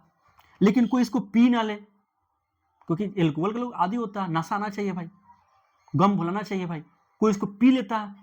इसी को रोकने के लिए इसमें क्या करते हैं मेरे भाई? मिथेनॉल का थोड़ा मात्रा जोड़ देते हैं, मिथेनॉल का थोड़ा मात्रा जोड़ देता है, जिससे यह क्या बन जाए? यह जहरीला बन जाए। क्या बन जाए? जहरीला बन जाए। क्या बन जाए? जहरीला बन जाए। क्या बन जाए? जहरीला बन जाए। ऐसा कलर कैसा हो जाए? नीला हो जाए। ठीक है, जो जहरीला शराब होगा, पहचान लीजिएगा, कैसा कलर दिखाई देगा? नीला दिखाई देगा। कैसा दिखाई देगा? नीला दिखाई देगा। इससे पहचान सकते हैं। क्या यहां तो कोई दिक्कत है तो बताइए, क्या मैं आगे चलूं? ठीक है मेरे भाई, मैं इसको मिटाता हूं, जहरीला शराब यानी कि नीला हो जाए, मिटा दूं, इस सबसे क्वेश्चन निकलेगा, याद रखिएगा।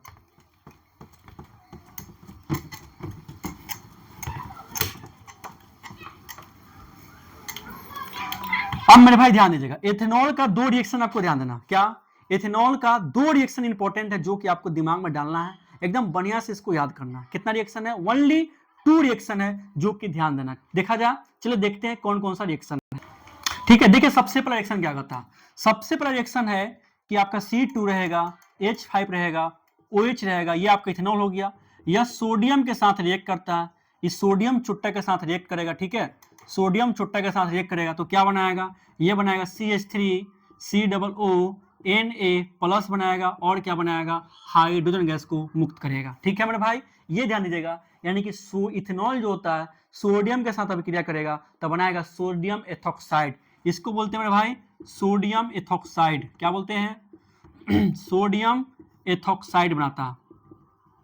सोडियम एथॉक्साइड, ठीक है, sodium ethoxide, ethoxide, sodium ethoxide बनाता है, प्लस क्या करता है, यह हाइड्रोजन गैस को क्या करता है मेरे भाई, मुक्त करता है।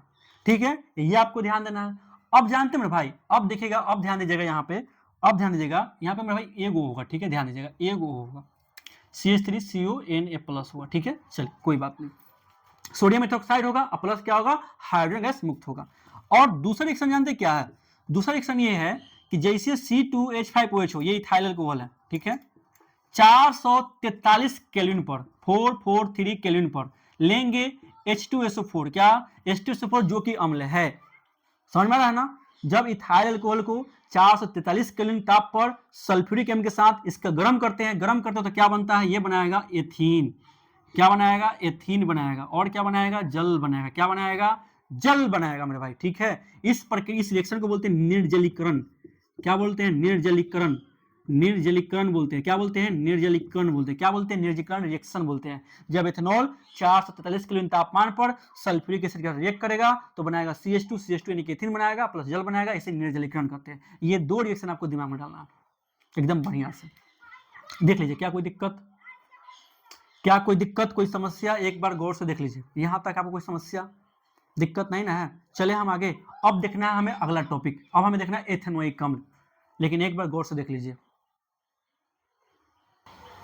चलते भाई देखते हैं अगला पॉइंट क्या कहता है। इससे पहले एक और पॉइंट है जो कि आप देख लीजिए, ठीक है, ये तो निर्जलीकरण हो गया, यहाँ पे H2SO4 जो कि सल्फ्यूरिक एसिड है वह निर्जलीकरण के तौर पर काम कर रहा है। अब समझिएगा, एक पॉइंट और देखिएगा, आप देखिए गन्ना, ठीक है, गन्ना, देखिए गन्ना आप लोग देखते हुएगा, आप जानते हैं मेरे भाई शराब आखिर बनता कैसे है, देखते होगा, अंगूर सबसे ज्यादा नासिक में होता है, नासिक में सबसे ज्यादा अंगूर होता है, और सबसे ज्यादा शराब नासिक में होता है, जो कि महाराष्ट्र का सबसे फेमस जिला है नासिक, जहां पे कुंभ मेला भी लगता है नासिक में, ठीक है, जो कि गोदावरी नदी के तट पर बसा हुआ है। तो नासिक में मेरे भाई यह अंगूरों का सबसे बड़ा राज्य है, सबसे ज्यादा होता है, और साथ साथ ये भी ध्यान दीजिएगा सबसे ज्यादा शराब भी नासिक में होता है, ठीक है, शराबों का शहर कहा जाता है नासिक को, क्यों, क्योंकि अंगूर ज्यादा है, अंगूर में रस पड़ जाता है, इसी का किण्वन कराते, क्या किण्वन, आप सुनिएगा बारे में फिर बताऊंगा कि कोई भी केमिकल पदार्थ हो, कोई भी आपका रासायनिक या कार्बनिक पदार्थ हो, ठीक है, जैसे गन्ना हो गया, जैसे अंगूर हो गया, जैसे ताड़ी हो गया, टोडी, ठीक है, उन सब का किण्वन करते हैं, फर्मेंटेशन करते हैं, तब जाके हमें एल्कोहल प्राप्त होता है, ठीक है। तो यहाँ पे अंगूर से शराब बना नासिक में, और कहीं के गन्ना से बनता है, उसको सराया जाता है, उसके बाद फर्मेंटेशन करते हैं, तब जाकर शराब मिलता है, ठीक है। इसका पूरा प्रक्रिया बायोलॉजी में देखेंगे। तो गन्ना में क्या कहता है मेरे भाई, गन्ना के रस को मोलेसस कहते हैं, गन्ना के रस को मोलेसस कहते हैं, क्या कहते हैं, मोलेसस कहते हैं, मोलेसस कहते हैं, ठीक है, मोलेसस कहते हैं। जब इसका किण्वन करवाते हैं, किण्वन करवाते हैं, तब जाके क्या प्राप्त होता है, शराब, यानी कि बोले तो इथाइल अल्कोहल मुझे मिलता है, C2H5OH मिलता है, किण्वन कराने के बाद मिलता है, इतना ध्यान दीजिएगा। फिर याद रखिएगा, गन्ना के पास एक खूबी है कि ये सूर्य के प्रकाश में आएगा ना, सूर्य के प्रकाश में आएगा, सूर्य के प्रकाश में आएगा, तो जो इसका रसायन, जो प्रकाश ऊर्जा होता है ना, प्रकाश ऊर्जा, सूर्य के प्रकाश में क्या, प्रकाश ऊर्जा, ठीक है, प्रकाश ऊर्जा को यह रासायनिक ऊर्जा में कन्वर्ट कर सकता है, ठीक है, रासायनिक ऊर्जा में क्या कन्वर्ट कर सकता है। याद रखिएगा, गन्ना के पास क्वालिटी है कि जैसे सूर्य के प्रकाश में आएगा, इसके प्रकाश ऊर्जा को रासायनिक ऊर्जा में बदल देता है, गन्ना के रस को मोलेसस कहते हैं, इसे किण्वन करके इथाइल अल्कोहल तैयार किया जाता है। चलिए आगे, अब चलते हैं एथेनॉल को देखते हैं, ठीक है।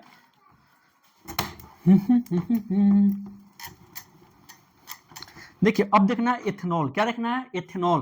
तो एथेनॉल को देखा जाए बढ़िया से, क्या आप तैयार है एथेनॉल को देखने के लिए, एकदम शांति से बैठ जाइएगा, अपनी कुर्सी की पेटी बांध लीजिएगा, अपना लास्ट टॉपिक चल रहा है एथेनॉल, इसके बाद मिसेस वह चैप्टर खत्म, ठीक है। चलिए यहाँ देखिए, अब क्या है मेरे भाई, एथेनॉल, याद रखिएगा एथेनॉल।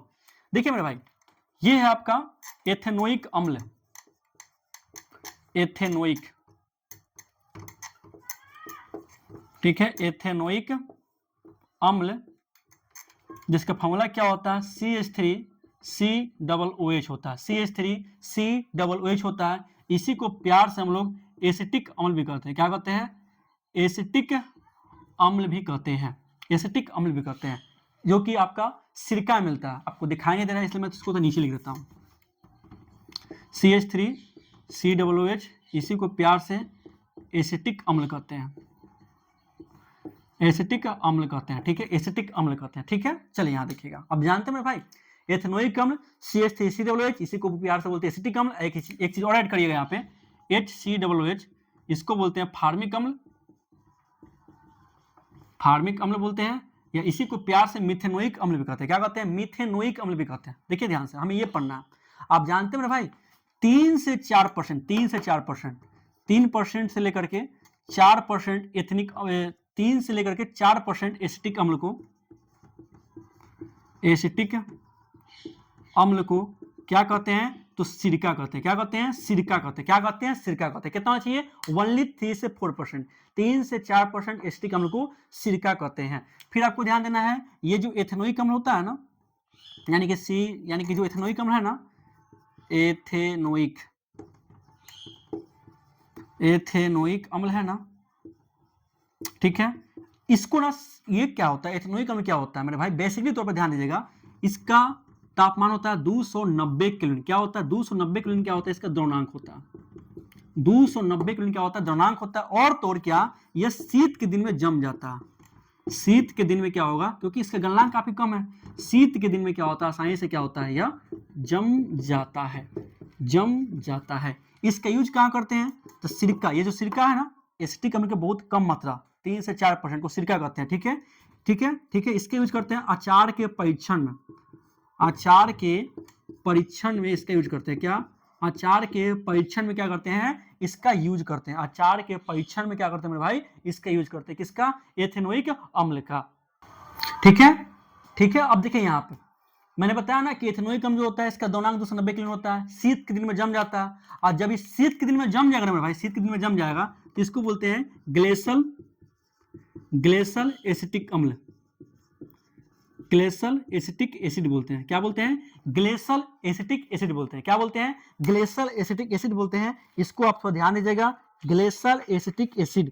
ठीक है, ग्लेशियल एसिटिक एसिड बोलते हैं। चले आगे, क्या यहां तो कोई दिक्कत नहीं?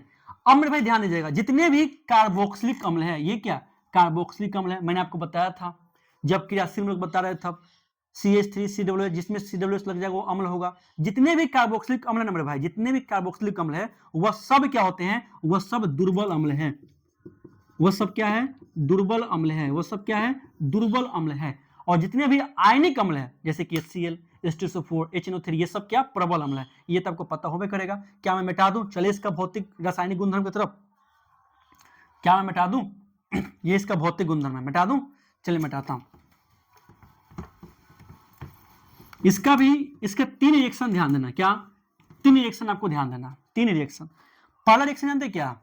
पहला रिएक्शन क्या है कि जैसे इथेनॉल होगा, C2H5OH होगा, और आप ले लीजिए C2, और आप ले लीजिए CH3COOH, CH3COOH ले लिए ना। इसको लेंगे ना मेरे भाई, रिएक्शन करवाएंगे अम्ल की उपस्थिति में, एसिड की उपस्थिति में। क्या? एसिड की उपस्थिति में रिएक्शन करवाएंगे तो क्या बनेगा? CH3, ठीक है, COO, फिर बनेगा CH2, फिर बनेगा CH3, एस्टर बनेगा। क्या बनेगा? एस्टर बनेगा। इसको बोलते हैं एस्टर। और क्या बनेगा? H2O। क्या बनेगा? H2O बनेगा। क्या बनेगा? H2O बनेगा। क्या बनेगा? H2O बनेगा। आपको ध्यान देना है। ठीक है, मैंने क्या किया? इथेनॉल लिया, मैंने क्या किया? एसिटिक अम्ल लिया, एसिड की उपस्थिति में रिएक्शन करवाएंगे तो एस्टर बन जाएगा, इथाइल एसीटेट बन गया, ऊपर से क्या बन गया? जल बन गया। क्या बन गया? जल बन गया। ध्यान दीजिएगा यहाँ पे। ठीक है, मिथाइल एसीटेट है। ठीक है, तो गौर करिएगा यहाँ पे, यहाँ ध्यान दीजिएगा मेरे भाई, यहाँ ध्यान दीजिएगा। इथेनॉल, इथेनोइक अम्ल मिला तो एस्टर बना। इस रिएक्शन को एस्टरीकरण रिएक्शन कहते हैं। एस्टरीकरण रिएक्शन यानी कि अभिक्रिया कहते हैं। एस्टरीकरण अभिक्रिया कहते हैं। क्यों? क्योंकि यहाँ पे एस्टर बना है, इस बात को ध्यान देना है। ठीक है, एस्टर जो है ना, एस्टर, ये जो एस्टर है ना, इसके यूज करते हैं इत्र बनाने में। इत्र समझ में आता है ना? इत्र मतलब कि परफ्यूम। ठीक है, इत्र या गंध बनाने में इसके यूज करते हैं। इत्र या गंध बनाने में इसका यूज करते हैं। इत्र या गंध बनाने में हम लोग इसका यूज करते हैं। किसका? एस्टर का यूज करते हैं। अब ध्यान दीजिएगा मेरे भाई, अब जानते हैं ये जो एस्टरवा है ना, CH3, ठीक है, COO, C2H5 है ना, मैंने क्या किया? इसको दे दिया, मैंने इसको छाड़ दिया, NaOH छाड़ देंगे ना, छाड़ देंगे तो ये क्या बनते हैं जानते हैं? C2H5OH से बनवे करेगा, साथ साथ क्या बनेगा? CH3COONA बनेगा, CH3COONA बनेगा। एक रिएक्शन ये है, देख रहे हैं ना, इथाइल अल्कोहल है, ये आपका एसिटिक अम्ल है, अम्ल की उपस्थिति में एस्टर बन गया। अब पुनः एस्टर क्षार के साथ अभिक्रिया करता, NaOH के साथ अभिक्रिया किया तो फिर बन गया एल्कोहल और फिर बन गया यहां पे sodium acetate, sodium acetate, sodium acetate बन गया। क्योंकि इस प्रक्रिया के तहत जो सब्सटेंस प्राप्त हो रहा है ना, जो सब्सटेंस बन रहा है ना, इसी के यूज करते हैं साबुन बनाने में। कहां यूज करते हैं? साबुन बनाने में करते हैं। इसलिए इस पूरे रिएक्शन को साबुनीकरण अभिक्रिया भी कहते हैं। इस पूरे रिएक्शन को साबुनीकरण अभिक्रिया भी कहते हैं। क्या कोई दिक्कत? आपने देखा कि एल्कोहल और अम्ल मिला था तो एस्टर बनाया था अम्ल की उपस्थिति में, और एस्टर को जब क्षार की उपस्थिति में तोड़ दिए, क्षार के प्रेजेंटेशन में तोड़ दिए, तो फिर एल्कोहल बन गया और फिर यहाँ पे सोडियम एसीटेट मिल गया। ठीक है मेरे भाई, इसको साबुनीकरण अभिक्रिया कहते हैं क्योंकि यहाँ पे साबुन बनता है। ठीक है, चले आगे। ठीक है, चले आगे मेरे भाई, ध्यान दीजिएगा। साबुन क्या होता है मेरे भाई? तो यह जो होता है ना, लंबी श्रृंखला वाले कार्बोक्सिलिक अम्ल का, लंबी श्रृंखला, समझ ना, लंबा श्रृंखला होता है, तो लंबा लंबा होता है, C17H35COONA, जैसे बता रहे हैं आपको, जैसे आपको फॉर्मूला भी लिखा होंगे। ठीक है, तो साबुन जो होता है ना, लंबी श्रृंखला वाले कार्बोक्सिलिक अम्ल के सोडियम तथा पोटेशियम के लवण होते हैं, जो कि आपको आगे बताएंगे। ठीक है, ये समझ में आ गया। एक रिएक्शन और ध्यान दीजिएगा, एक रिएक्शन और ध्यान दीजिएगा। आप जानते हैं मेरे भाई, मैंने बताया था एसिड बेस एंड साल्ट में। ठीक है, ध्यान दीजिएगा। जैसे कि आप देखिएगा यहाँ पे CH3COOH, CH3, ठीक है, ध्यान दीजिएगा, CH3COOH है ना, यह किसी भी धातु, चूंकि यह अम्ल है, ये क्या अम्ल है, ये क्या अम्ल है, चौथा पॉइंट देख रहे हैं, ये पहला था, ये दूसरा है, ये तीसरा पॉइंट देख रहे हैं, ये अम्ल है। कोई भी धातु के कार्बोनेट ले लिए, Na2CO3 धातु के कार्बोनेट है, इसके साथ रिएक्ट करेगा तो क्या बनाएगा? याद करिए, मैंने बताया था ना कि कोई भी अम्ल हो, धातु के कार्बोनेट तथा बाइक कार्बोनेट के साथ रिएक्ट करेगा तो क्या बनाएगा? लवण बनाएगा, जल बनाएगा और कार्बन डाइऑक्साइड गैस बनाएगा। मैंने बताया था कि नहीं बताया था? बताइए, बताया था ना। एसिड बेस एंड साल्ट में सेम चीज रिपीट होगा, क्योंकि ये अम्ल है, ये कार्बोनेट है, तो क्या बनाएगा? लवण, जल और कार्बन डाइऑक्साइड बनाते हैं। तो एक बनाएगा CH3COONA बनाएगा, एक तो ये बनाएगा, दूसरा क्या बनाएगा? H2O बनाएगा, और तीसरा क्या बनाएगा? कार्बन डाइऑक्साइड गैस बनाएगा। क्या यहां तक कोई दिक्कत नहीं होना चाहिए? तो नॉर्मल चीज है। या जब CH3COOH हो, फिर बोले तो सोडियम बाइकार्बोनेट, धातु के बाइकार्बोनेट हो, तो भी सेम बनेगा। क्या बनेगा? CH3COONA plus H2O plus CO2, same बनेगा, कोई दिक्कत नहीं है, सेम चीज बनेगा। क्या यहां तक कोई दिक्कत है तो बताइए, क्या यहां तक कोई दिक्कत है तो बताइए जल्दी से ना। ठीक है मेरे भाई, समझ में आ गया होगा। 3 पॉइंट ध्यान देना है। एसिड जब डालेंगे तब एस्टरीकरण अभिक्रिया, एस्टर कैसे बना है। दूसरा आपका है कि जब हमने एस्टर को तोड़ा है तो एल्कोहल और सोडियम एसीटेट बना है, इसी अभिक्रिया को साबुनीकरण अभिक्रिया कहते हैं, क्योंकि साबुन का निर्माण किया जाता है। तीसरा है कि कोई भी हम धातु के कार्बोनेट या बाइक कार्बोनेट के साथ रिएक्ट करेगा तो लवण, जल और कार्बन डाइऑक्साइड गैस बनाएगा। ये आपका रहा पॉइंट। ठीक है, अब चलते हैं आगे की ओर, अब चलते हैं आगे की ओर। ठीक है, अब ध्यान दीजिएगा। अब मेरे भाई आपका सबसे अंतिम पॉइंट आता है साबुन तथा अपमार्जक, और 5 मिनट के लिए आपको यहाँ कॉन्सेंट्रेट होना, उसके बाद टॉपिक खत्म हो जाएगा। ओनली 5 मिनट, बहुत ही ध्यानपूर्वक यहाँ बात को समझिएगा। ठीक है, चलिए यहाँ देखिए, अब क्या देखना है, साबुन एवं अपमार्जक क्या होता है। देखिए गौर से, सबसे पहले देखेंगे साबुन के बारे में, बाद में देखेंगे अपमार्जक के बारे में। यह है साबुन एवं अपमार्जक, इसी में क्या आएगा? मिसल्स। ठीक है, मिसल्स के बारे में देखना है, साबुन एवं अपमार्जक। ठीक है, दिखाई आपको दे रहा होगा। सबसे पहले जानते हैं साबुन, साबुन क्या होता है, तो ध्यान दीजिएगा, यह जो है ना, यह कार्बोक्सिलिक अम्ल का, ठीक है, कार्बोक्सिलिक, मैं इंग्लिश में कहता हूं, हिंदी में करवा सकता है, यह लंबी श्रृंखला वाले, यह लंबी श्रृंखला वाले, ठीक है, वाले कार्बोक्सिलिक एसिड का सोडियम एवं पोटेशियम का लवण होता है। याद रखिएगा, ये दोनों याद रखना, सोडियम एवं पोटेशियम। ठीक है, इंपॉर्टेंट है, सोडियम एवं पोटेशियम का लवण होता है, लवण होता है। जैसे कि देखा था ना CH3COONA, तो वहां पे सोडियम आया था, फिर कहीं पोटेशियम आ जाएगा, है कि नहीं है। जैसे मैंने आपको बताया था C17H35COONA, अरे बताए थे, याद करिए, C17H35 और COONA बताया था ना, तो ये भी क्या साबुन का फॉर्मूला है। इससे भी साबुन बनता है, ठीक है, लेकिन ये अभी इंपॉर्टेंट नहीं है। चलिए यहाँ देखिए, ये साबुन है, ठीक है। अब मेरे भाई ध्यान देना, आपको यहाँ पे क्या ध्यान देना है, मेरी बात को समझिएगा। ये तो खैर साबुन हो गया, ये आपको समझ में आ रहा है। एक चीज और ध्यान दीजिएगा, साबुन बनाने में बेसिकली हम लोग NaOH क्षार का उपयोग करते हैं। क्या? NaOH क्षार का उपयोग करते हैं, ठीक है। अब इसके बाद आपको ध्यान देना है मेरे भाई, क्या जानते हैं, इसके बाद एक चीज और ध्यान देना है, मिसल्स। आखिर मिसल क्या होता है, तो थोड़ा मिसल को ध्यान समझते हैं। मिसल क्या होता है थोड़ा ध्यान समझिएगा, बड़ा गौर समझिएगा, ठीक है। आप जानते हैं कि आपका कपड़ा होता है, कोई भी चीज, गंजी होता है, कपड़ा होता है, साया होता है, साड़ी होता है, एनीथिंग एल्स, उस पर कोई पदार्थ गिर जाता है, गंदगी लग जाती है, तो आप घर पे लेकर उसको साबुन से रगड़ते होइएगा, पूरे तरीके से ढक रगड़ते होइएगा। रगड़ते कि नहीं रगड़ते हैं, ठीक है। तो रगड़ते तो कपड़ा साफ हो जाता है, उससे दाग हट जाता है। तो आखिर कैसे हटता है, ठीक है। तो मेरे भाई, जो आप पे कपड़ा पे दाग लगा, चाहे वो किसी चीज का दाग लगा हो, और आपने साबुन से रगड़ा, रगड़ने के बाद उससे वो दाग हट गया, तो आपने साबुन से रगड़ा ना, रगड़ा कि नहीं रगड़ा, तो रगड़ने पर वह एक संरचना बनता है, और उसी स्ट्रक्चर को क्या कहते हैं, मिसल कहते हैं। उसी को क्या कहते हैं, मिसल कहते हैं। ध्यान दीजिएगा, मिसल का दो छोर होता है। मिसल का, समझिएगा मेरी बात को, फंसेगा नहीं, समझिएगा गौर से, नहीं तो फंस जाइएगा।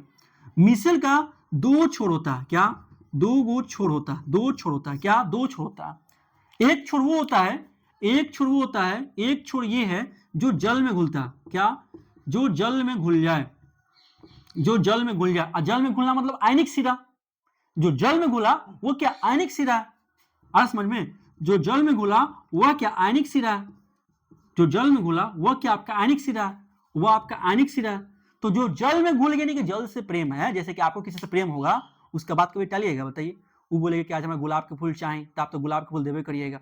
वो बोले कि आज रिचार्ज करवा दिए, भले अपने रिचार्ज का पैसा नहीं हो, लेकिन उसका रिचार्ज जरूर होगा, चाहे दोस्त से कर्जा काहे नहीं ले ले। होता है कि नहीं होता, क्योंकि आप उसके अधीन है, ठीक है। तो जो जल में घुल गया, यानी कि आयनिक सिरा है, तो इसको क्या बोलते हैं, जल रागी। जल रागी बोलते हैं, क्या बोलते हैं मेरे भाई, जल रागी। जो जल में घुल गया, जल रागी।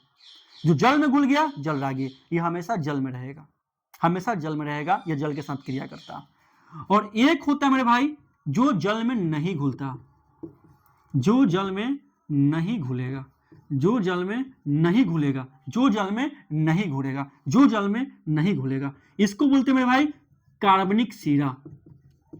कार्बनिक सीरा बोलते हैं। आपको शुरुआत में बताए थे मेरे भाई कि कार्बन का घोल केवल कार्बनिक में घुलेगा, कार्बनिक यौगिक जो होता है केवल कार्बनिक घोल में घुलता है, और जो आयनिक घोल होता है वो केवल जल में घुलेगा या अकार्बनिक यौगिक में घुलता है। मैंने बताया था, नहीं बताया था, सेम चीज रिपीट हो रहा है। धातु था तो मैंने बताया था कि अकार्बनिक घोल केवल अकार्बनिक घुलता है, कार्बनिक घोल केवल कार्बनिक में घुलेगा। सेम चीज है कि यह जल में नहीं घुलता है, यानी कि यह कार्बनिक सिरा होता है, ये केवल कार्बनिक पदार्थ को ही घुलता है, ठीक है। तो जो जल में नहीं घुलता है इसको बोलते हैं जल विरागी। क्या बोलते हैं, जल विरागी बोलते हैं। क्या बोलते हैं, जल विरागी बोलते हैं। क्या बोलते हैं, जल विरागी बोलते हैं। आया बात समझ में। मिसल्स का दो छोर होता है, पहला छोर जो जल में घुल जाता है, इसको आयनिक सिरा होता है, ये से जल विरागी कहते हैं। एक होता है जो जल में नहीं घुलता है, इसको कार्बनिक सिरा कहते हैं, ये जल विरागी होता है। मिसल का एक्चुअल स्ट्रक्चर कैसा होता है, गौर करिएगा। मिसल का एक्चुअल स्ट्रक्चर कुछ ऐसा होता है, ठीक है, ऐसा होता है। और ये कार्बन का स्ट्रक्चर होता है, ये क्या, कार्बन का स्ट्रक्चर होता है, ठीक है। यहाँ कार्बन बैठा है, यहाँ कार्बन है, यहाँ कार्बन है, यहाँ कार्बन है, यहाँ कार्बन है, ये सब कार्बन बैठा हुआ है, ठीक है, ऐसा होता है। लेकिन आपको दर्शाने के लिए किताब में कुछ अलग बना दिया, अलग बात है, लेकिन ऐसा स्ट्रक्चर होता है। जो इसका पूंछ दिखाई दे, पूंछ है ना, ये पूंछ, इसको बोलते हैं जल विरागी।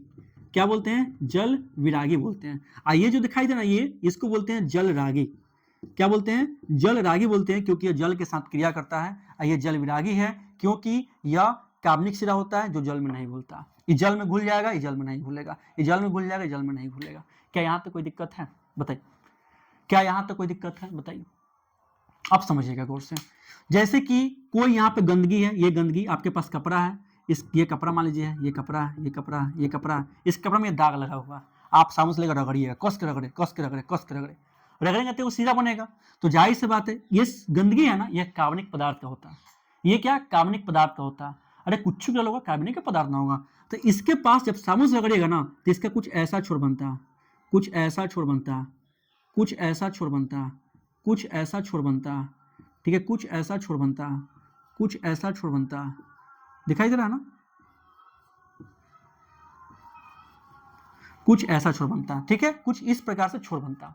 अब ये क्या है मेरे भाई, तो आप जब इसको रगड़िएगा तो ऊपर की तरफ क्या था, ऊपर की तरफ जल था, ठीक है, जल है ना, अरे भाई इसका ये कपड़ा, इसको रगड़िएगा, ऐसे ऐसे ऐसे रगड़ रहे हैं, तो रगड़िएगा तो जल भी तो होगा ना, क्योंकि इसको जल में रख कर रगड़ रहे हैं, है कि नहीं। तो जल में जब रख रगड़िएगा, तो जब साबुन से रगड़ रहे हैं ना, तो कार्बनिक सिरा इसके साथ क्रिया करेगा, जो कार्बनिक सिरा है इसके साथ क्रिया करेगा, कपड़ा के साथ क्रिया करेगा, और जो इसका आयनिक सिरा है वो जल में घुल जाएगा, वो जल के साथ क्रिया करेगा। वो किसके साथ क्रिया करेगा, जल के, क्योंकि मेरे भाई आप कपड़ा को पानी में ना गोतिएगा, है कि नहीं है, तो कपड़ा पर आप साबुन रगड़ते ऐसे ऐसे ऐसे रगड़ते हैं, रगड़िएगा तो बनाएगा मिसल्स, ये मिसल स्ट्रक्चर है, ठीक है। तो जो कार्बनिक सिरा होगा कपड़ा के साथ रिएक्ट करेगा, और जो आयनिक सिरा वो जल के साथ रिएक्ट करेगा, ऐसे अभिक्रिया होती रहती है, ठीक है। आयन के बीच क्या है, चूंकि ये दोनों सेम आयन है, ये दोनों क्या है, सेम आयन है, तो इसके बीच क्या होता है, प्रतिकर्षण होता है, इसके बीच क्या होता है, प्रतिकर्षण होता है, क्योंकि जानते हैं पॉजिटिव पॉजिटिव बीच में प्रतिकर्षण होता है, सिंपल सी बात है, इसके बीच प्रतिकर्षण होता है। इस प्रकार से जो स्ट्रक्चर तैयार हुआ है इसी को बोलते हैं मीसेल। क्या बोलते हैं, मीसेल। देखिए मेरे भाई मैं शॉर्ट बता रहा हूं, क्योंकि वन शॉर्ट वीडियो मुझे लॉन्ग नहीं करना है, ठीक है, इसलिए मैं शॉर्ट कोट में आपको अच्छा से अच्छा बता रहा हूं। जिसे बोलते हैं मिसल बताते हैं, क्या बोलते हैं, मिसल कहते हैं। इस प्रकार से अभिक्रिया होता है, ये जाएगा, इसको बिना से क्रिया करेगा, गंदगी को बाहर निकाल लेगा खींच करके, ऐसे क्या होता है, कपड़ा साफ हो जाता है, इसको मिसल स्ट्रक्चर कहते हैं। समझ में आया कि नहीं यार। इससे क्वेश्चन पूछेगा, जल रागी और जल विरागी से क्वेश्चन पूछेगा, याद रखिएगा। जल रागी की सिरा बाहर की तरफ होती है, जल रागी सिरा बाहर की तरफ होती है, जल विरागी की सिरा जल के अंदर की तरफ होती है, ऐसे पूछ सकता है। किताब में आपका होगा, ध्यान दीजिएगा, एक बार पढ़ लीजिएगा, सब समझ में आपको आ जाएगा, ठीक है। देख रहे हैं ना, ये जल, ये आपका गंदगी है, गंदगी से बाहर कौन है, जल रागी है, गंदगी की तरफ कौन है, जल विरागी है, ऐसे पूछ सकता है, ठीक है, कोई दिक्कत नहीं है। एक बात समझिएगा मेरे भाई, मिसेल्स के स्ट्रक्चर में हमेशा कोलाइड की तरह काम करता है, क्या, कोलाइड की तरह काम करता है, कोलाइड की तरह काम करता है। जब आप साबुन से रगड़िएगा तो बादल के जैसा स्ट्रक्चर बनता है, बादल के जैसा स्ट्रक्चर बनता है, यो ध्यान देना है, बादल के जैसा स्ट्रक्चर बनता है। फिर साथ साथ ध्यान देना है कि कोलाइड के साथ साथ यह इमल्सन भी बनाता है, क्या, इमल्सन भी बनाता है, ये तीनों पॉइंट ध्यान देना है। कोलाइड बनाता है, बादल के जैसा स्ट्रक्चर बनाता है, इमल्सन के तौर पर भी काम करता है, और यह चमकता क्यों है, क्योंकि यह पूर्ण आंतरिक प्रवर्तन की तरह भी काम करता है, पूर्ण आंतरिक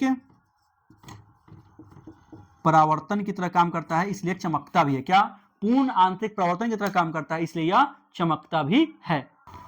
साथ साथ में भाई ये एक काम और करता है, यह प्रकाश के किरणों को प्रकिरणित करता है, क्या करता है, प्रकाश के किरणों को प्रकिरणित करता है, इसलिए यह बादल के साथ दिखाई देता है, क्या, प्रकाश के किरणों को प्रकिरणित करता है, सब जगह फैला देता है, इसलिए बादल की तरह दिखाई देता है। ये पूरा मिसल्स का टॉपिक रहा, थोड़ा बढ़िया से देख लीजिएगा, ठीक है मेरे भाई। चले आगे, चले आगे मेरे भाई, मिटा दूं मैं इसको। मिसल्स आपको समझ में आ गया होगा, मैंने आपको शॉर्ट टर्म में अच्छे से बताया है, नहीं तो इसको समझाता तो बहुत वीडियो लंबा हो जाता।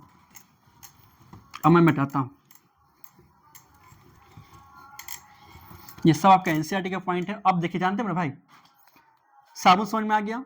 अब जल दो प्रकार के होता है, एक होता है कठोर जल, एक होता है मृदु जल। अभी क्या लफड़ा है, समझिए गौर से, एक कठोर जल होता है, एक मृदु जल होता है। अभी लफड़ा को थोड़ा समझते बढ़िया से। देखिए, कठोर जल होता है साबुन के साथ झाग नहीं बनाएगा, मृदा जल जो होता है यह साबुन के साथ झाग बना लेता है। तो जो कपड़ा, जैसे कि शुद्ध जल क्या होता है, वर्षा का जल मृदा जल है, शुद्ध जल होता है, उससे कपड़ा, उससे आराम से साबुन के साथ झाग बन जाता है। लेकिन कुआं का पानी कठोर जल होता है, समुद्र का पानी कठोर जल होता है, नदी का पानी कठोर जल होता है, ठीक है, वो साबुन के साथ झाग नहीं बनाता। और जब साबुन के साथ झाग नहीं बना रहा तो गंदगी बाहर निकलेगा इससे, क्योंकि झाग बनाना जरूरी है, झाग बनेगा तभी निकलेगा बाहर, क्योंकि मिसल स्ट्रक्चर बनाता है। तो इसी के लिए बनाया गया है कि जो कठोर जल होता है ना भाई, कठोर जल होता है, इसमें क्या होता है, कैल्शियम या मैग्नीशियम का लवण घुला रहता है, कैल्शियम या मैग्नीशियम का लवण घुला रहता है, ठीक है।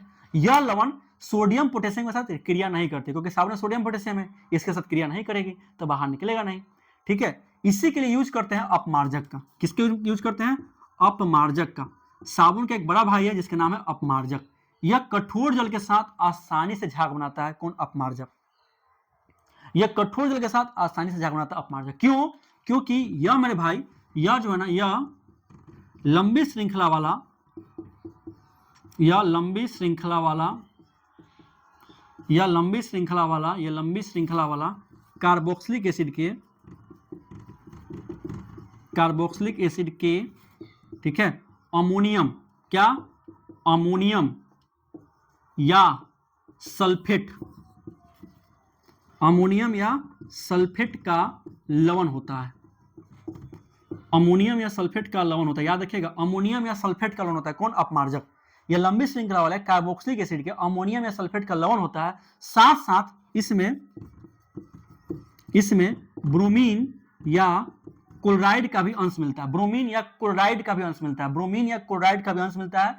यह जो होता है मेरे भाई कठोर जल में उपस्थित कैल्शियम मैग्नीशियम के साथ क्रिया करता है, तब इसके साथ झाग बनाएगा और आसानी से मेरे भाई कोई भी गंदगी को साफ कर देगा।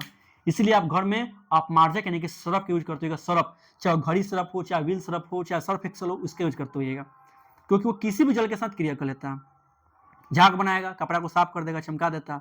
ठीक है मेरे भाई, समझ में आया आप मार्जक के बारे में? ब्रोमीन या क्लोराइड होता है, यह कठोर जल में उपस्थित कैल्शियम मैग्नीशियम के लवण के साथ क्रिया करता है, ठीक है, और आसानी से दाग धब्बा को निकाल देता है, कोई दिक्कत नहीं। एक बात और ध्यान दीजिएगा, एक बात और ध्यान दीजिएगा, कठोर जल अपमार्जक के साथ क्रिया करता है, ठीक है, अब मृदु जल साबुन के साथ क्रिया करता है। किसके साथ? साबुन के साथ क्रिया करता है, कोई दिक्कत नहीं है।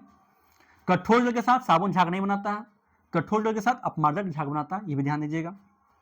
आप समझिएगा गौर से, यहां ध्यान दीजिएगा। देखिए क्या बात, जानते हैं भाई आपके पास मृदु जल है, क्या मृदु जल समझ में आता है ना? यानी कि कोई ऐसा जल है जो साबुन के साथ झाग बना लेगा, ठीक है, जैसे वर्षा का जल होता है। इसको मुझे कठोर बनाना है, क्या करना है? इसको कठोर बनाना है, मृदु जल को कठोर जल बनाना है। तो कैसे बनाएंगे? एक क्वेश्चन आपकी किताब में दिया गया, बहुत ही छोटा पॉइंट में मैं बता रहा हूं। मृदु जल है, इसको कठोर जल में कन्वर्ट करना है। कैसे होगा? बिल्कुल होगा। इसके लिए क्या करना पड़ेगा? इसके लिए क्या करना पड़ेगा? इसके लिए आपको यह करना पड़ेगा, मैं बताता हूं। यहाँ पे जो मृदु जल है ना, जो मृदु जल है, इसमें क्या करिएगा? इसमें आप हाइड्रोजन कार्बोनेट, हाइड्रोजन कार्बोनेट या हाइड्रोजन कार्बोनेट या सल्फेट